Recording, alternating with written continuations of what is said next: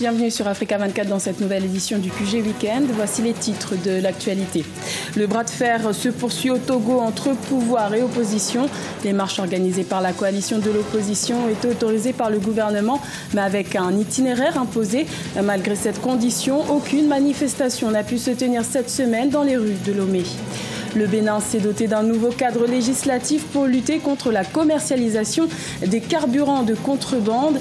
Les autorités veulent mettre fin au commerce de l'essence de rue qui serait à l'origine de plusieurs incidents meurtriers et qui ferait perdre plusieurs milliards de francs CFA aux caisses de l'État.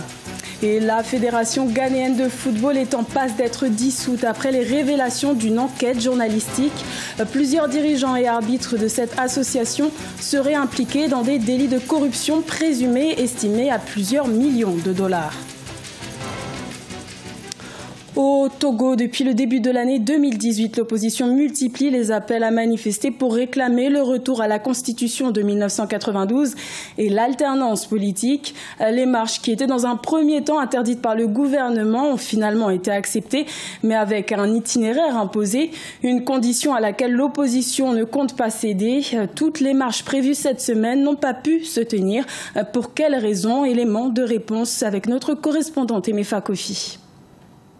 Prévues les 6, 7 et 9 juin, les marches organisées par l'opposition n'ont véritablement pas débuté au point de départ fixé par la coalition et rejeté par le gouvernement togolais.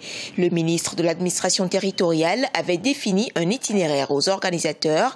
Face au refus de respecter les itinéraires du gouvernement, un important dispositif sécuritaire est déployé à Lomé et à l'intérieur du pays, dissuadant ainsi les manifestants. Une fois encore, le régime a étouffé les manifestations et que nous tenons à protester contre cette manière de violer un droit constitutionnel, eh bien, nous appelons toutes les populations, sur toute l'étendue du territoire, à se préparer pour observer un mot d'ordre de Togo mort le lundi 18 juin. Face à cette situation, seul le dialogue reste pour beaucoup la seule issue à la résolution de la crise togolaise. Ce dialogue entre les émissaires de la CEDEAO, le pouvoir et l'opposition est loin de rassurer, surtout quand il s'agit du 4e mandat du président Faure Gnassingbé. Dire à quelqu'un aujourd'hui que dans 18 mois nous partons, déjà les caisses sont vides, vous voulez que les caisses soient trouées avant que les gens ne partent? Et quand tout est trouvé, il n'y a plus personne. Vous voulez laisser le pays à qui? Moi, je ne pense pas que la vraie solution de la CEDEAO, c'est de faire pression sur le président Faure de ne pas se présenter aux élections de 2020. Mais s'il y a quelque chose à faire, le rôle prépondérant que la CEDEAO pourrait jouer, à notre avis, c'est de tout mettre en œuvre pour que les élections se passent dans de bonnes conditions, mais de s'assurer que UNIR ne gagne plus les élections. Même si ça devrait être un secret politique. Les regards sont désormais tournés vers la communauté économique des États d'Afrique de l'Ouest. Pouvoir et opposition disent rester ouverts aux négociations attendues dans les prochains jours. L'alternance au sommet de l'État en 2020, c'est entre autres ce que réclame l'opposition qui insiste par ailleurs sur les réformes électorales. Au Bénin, la contrebande de produits pétroliers ferait perdre plusieurs milliards de francs CFA aux caisses de l'État. Et pour enrayer ce phénomène, un nouveau code pénal interdisant le commerce illicite d'essence a été adopté début juin par le Parlement béninois. Une nouvelle loi accueillie avec consternation par les vendeurs d'essence. Reportage de notre correspondant Lefti Ounou. Le quitus accordé par les parlementaires à la loi 2018-15 portant code pénal en République du Bénin suscite de nombreuses interrogations. Le nouveau texte, introduit au Parlement depuis 2001 par le gouvernement de feu président Mathieu Kérékou et dont l'examen avait été entamé lundi 28 mai 2018, comporte 1007 articles répartis en 4 livres avec de nombreuses dispositions nouvelles présentées comme des avancées. En attendant sa promulgation, ce texte actualisé définit les peines encourues pour un certain nombre d'infractions, dont notamment l'escroquerie, l'abus de confiance, la vente de l'essence frelatée ou encore le harcèlement. C'est un code qui répond à nos réalités purement africaine et purement endogène et qui s'adapte aux besoins du Bénin que nous sommes et non un code qui répondait à une exigence étrangère et auquel on s'adaptait.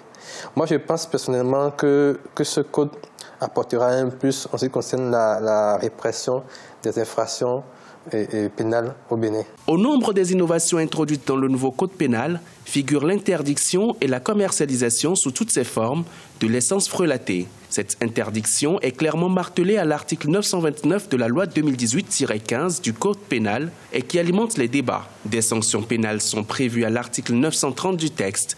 Il s'agit, entre autres, de la saisine des produits de contrebande, des amendes qui sont estimées au double du prix de produits de saisie et un emprisonnement ferme allant de 3 mois à 3 ans. Le secteur informel en général et le secteur de vente de paillots constitue en réalité une soupape pour notre économie, une soupape sociale pour notre économie.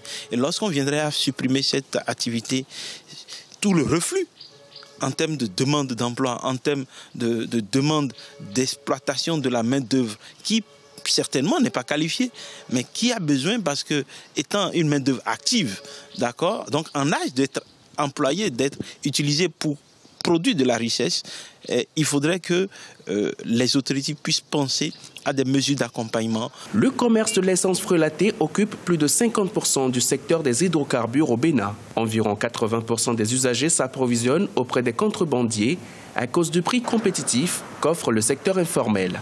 Plusieurs experts souhaitent que le législateur prévoie une cessation progressive de ce commerce, suivie d'une mesure alternative de reconversion des vendeurs de produits pétroliers issus de la contrebande.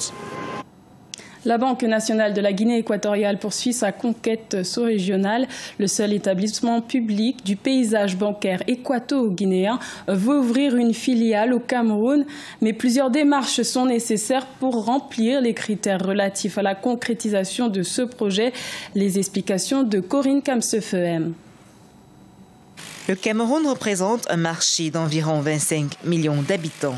Véritable niche de clients pour la Banque nationale de la Guinée équatoriale qui doit se disputer un marché national d'environ 1 million de personnes avec 4 autres banques du secteur privé. Pour Ebemba, président du conseil d'administration de la Banque nationale de la Guinée équatoriale, les démarches en vue de l'ouverture d'une filiale de cette banque au Cameroun sont sur la bonne voie. La rencontre avec la partie camerounaise ce 1er juin était une étape importante. Le ministre camerounais des Finances, Louis-Paul Moutazé, a encouragé la concrétisation de ce projet perçu comme gagnant-gagnant.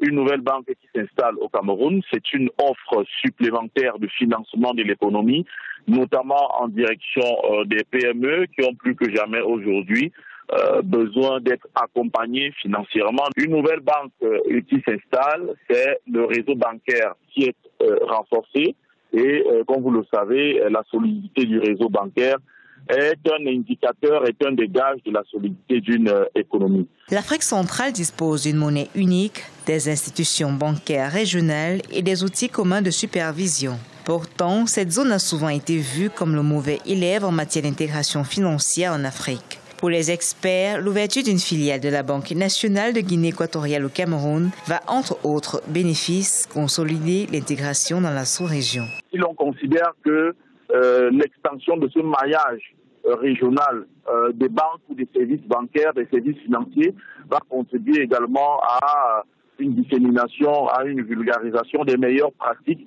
Et donc, ce sera une bonne chose pour le client bancaire camerounais, pour le client bancaire équato-guinéen et pour les autres pays également. Selon ses responsables, la Banque nationale de la Guinée équatoriale, qui a ouvert ses portes en 2006, jouit d'une situation financière solide. Pour l'heure, celle-ci s'attelle à répondre à toutes les conditions exigées par la Commission bancaire d'Afrique centrale pour son installation au Cameroun, première étape vers une véritable conquête sous-régionale.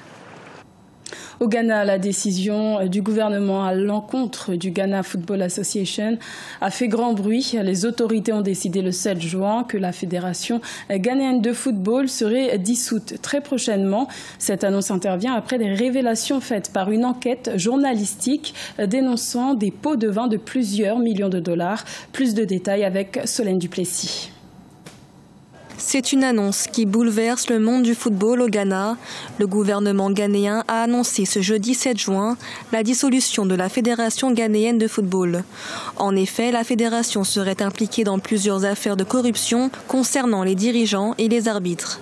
Un scandale révélé dans un documentaire réalisé par le journaliste infiltré Anas Arameyo Anas, Kwesi Nyantaki, le président de la Ghana Football Association, est filmé mettant en jeu des millions de dollars de pots de vin. Le gouvernement a décidé de prendre des mesures immédiates pour la dissolution de la Fédération ghanéenne de football en raison de la nature massive de la corruption présumée. Le gouvernement veillera à ce que les réformes nécessaires soient mises en œuvre de manière urgente pour assainir la gouvernance du football dans le pays. Le documentaire a été présenté au public ce mercredi 6 juin à Accra. Un mois auparavant, la diffusion du film auprès des autorités avait donné lieu à l'ouverture d'une enquête pour corruption et l'arrestation de Kwesi Nyantaki. Le président de la fédération a depuis été libéré sous caution. Néanmoins, la séance de visionnage a suscité l'indignation de la population. Avec toutes ces preuves, je ne comprends pas pourquoi Nyantaki a été libéré sous caution. Nous l'avons vu récolter 65 000 $ et vendre la souveraineté du Ghana aux étrangers et aux investisseurs. Et après, il affirme que dans 2 ans, il dirigera le Ghana. C'est triste pour le pays. Je suis encore sous le choc. Ce qui a été révélé, nous nous en doutions. Mais nous n'imaginions pas une telle ampleur.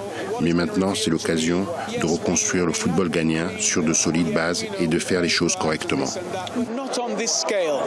Des mesures provisoires seront mises en œuvre par le gouvernement pour gérer la fédération dans l'attente de la formation d'une nouvelle direction. La Fédération ghanéenne de football se dit quant à elle prête à prendre des mesures immédiates pour lutter contre la corruption. Ce journal a été réalisé par l'ensemble de la rédaction. Merci de votre fidélité. Retrouvez dans un instant une nouvelle édition de l'information sur Africa 24.